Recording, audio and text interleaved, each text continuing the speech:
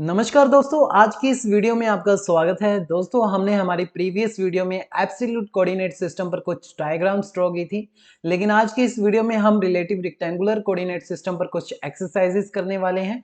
तो चलिए बिना देरी किए चलते हैं हमारी ऑटोकैड की स्क्रीन पर।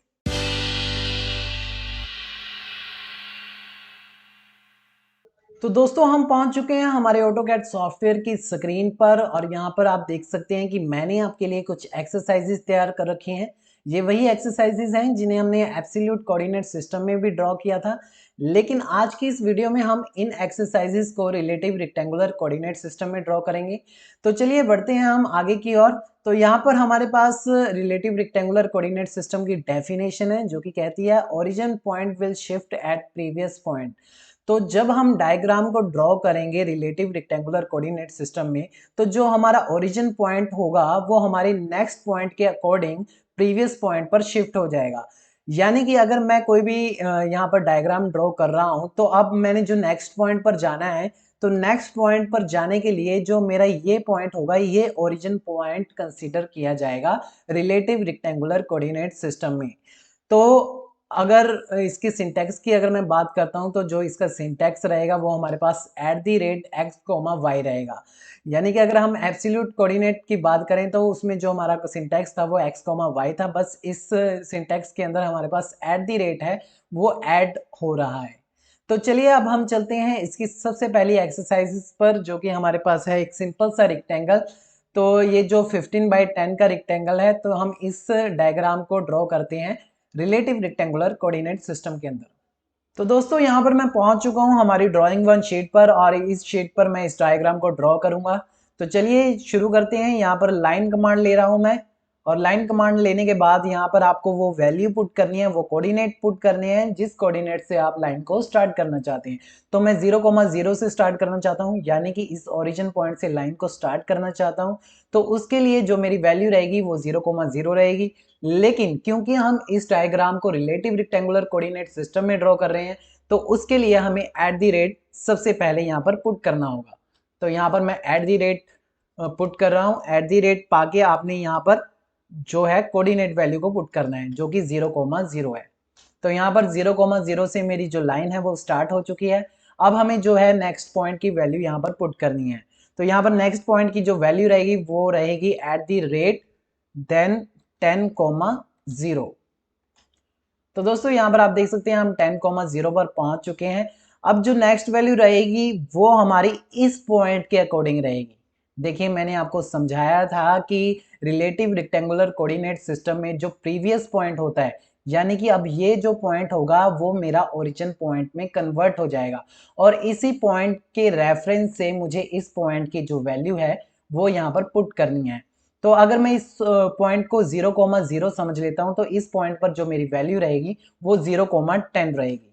तो चलिए, सबसे पहले हमें पुट करना है and then we will enter the 0,10। तो दोस्तों, आप देख सकते हैं हम 0,10 पर पहुंच चुके हैं। अब जो हमारा पॉइंट, ये पॉइंट है, वो हमारा ओरिजिन पॉइंट बन गया है, और इस पॉइंट के रेफरेंस से ही हमें नेक्स्ट पॉइंट की जो वैल्यू है वो पुट करनी है। तो यहाँ पर मैं नेक्स्ट पॉइंट की जो वैल्यू है वो पुट कर रहा हूँ। तो क्योंकि हम नेगेटिव डायरेक्शन में जाना है अब हमने, तो उसकी जो वैल्यू रहेगी वो नेगेटिव में रहेगी। तो सबसे पहले आपने प्रेस करना है, और उसके बाद आपने -10 जाना है। तो यहाँ पर -10 जो x की वैल्यू है वो मैंने पुट कर दी है, और उसके बाद comma and then we will enter the 0। तो दोस्तों, आप देख सकते हैं यहाँ पर हम इस पॉइंट पर पहुंच चुके हैं। अब इस पॉइंट को अगर हम ओरिजिन कंसीडर करते हैं और अब हमें इस पॉइंट पर जाना है, तो इस पॉइंट पर जो वैल्यू रहेगी हमारी, वो हमारी रहेगी 0,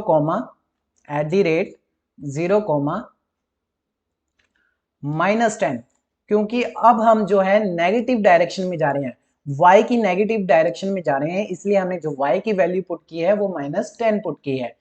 तो दोस्तों, यहाँ पर आप देख सकते हैं ये जो मेरी डायग्राम है वो एग्जैक्ट यहाँ पर ड्रॉ हो चुकी है। तो चलिए अब बढ़ते हैं हमारी नेक्स्ट एक्सरसाइज की तरफ। तो दोस्तों, अब हम देखेंगे इस डायग्राम को रिलेटिव रेक्टेंगुलर कोऑर्डिनेट सिस्टम में कैसे ड्रॉ करते हैं। तो इसे ड्रॉ करने के लिए सबसे पहले मैं यहाँ पर लाइन कमांड को एक्टिव कर रहा हूँ।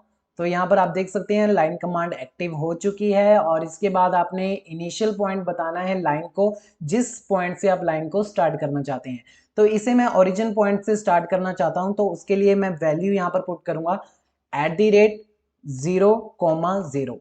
तो यहाँ पर मेरी 0,0 से जो लाइन है वो स्टार्ट हो चुकी है। अब हम चलते हैं हमारे नेक्स्ट पॉइंट पर।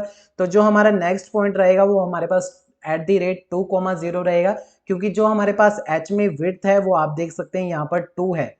तो यहाँ पर सिंपली मैं पुट कर रहा हूँ @2,0।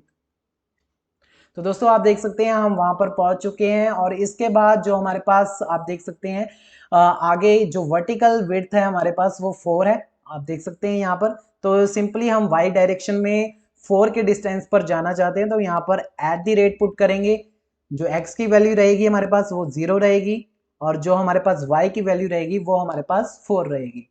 तो यहाँ पर मैंने पुट कर दिया है और आप देख सकते हैं हम उस पॉइंट पर पहुंच चुके हैं। अब हमें x की डायरेक्शन में जाना है, हमें x की डायरेक्शन में 2 डिस्टेंस पर जाना है। तो यहाँ पर मैं सिंपली @2,0 पुट कर रहा हूँ।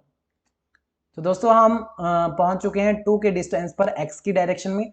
अब हमें नीचे की तरफ जाना है, कितना जाना है यहाँ पर लिखा हुआ है 4 जो हमारे पास डिस्टेंस है।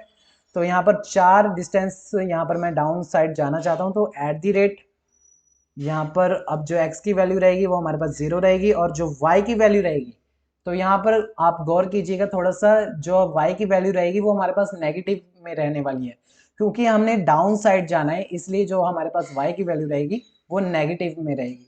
तो यहाँ पर मैं सिंपली -4 पुट कर रहा हूँ। तो यहाँ पर मैंने -4 पुट किया, तो हम उस पॉइंट पर पहुंच चुके हैं।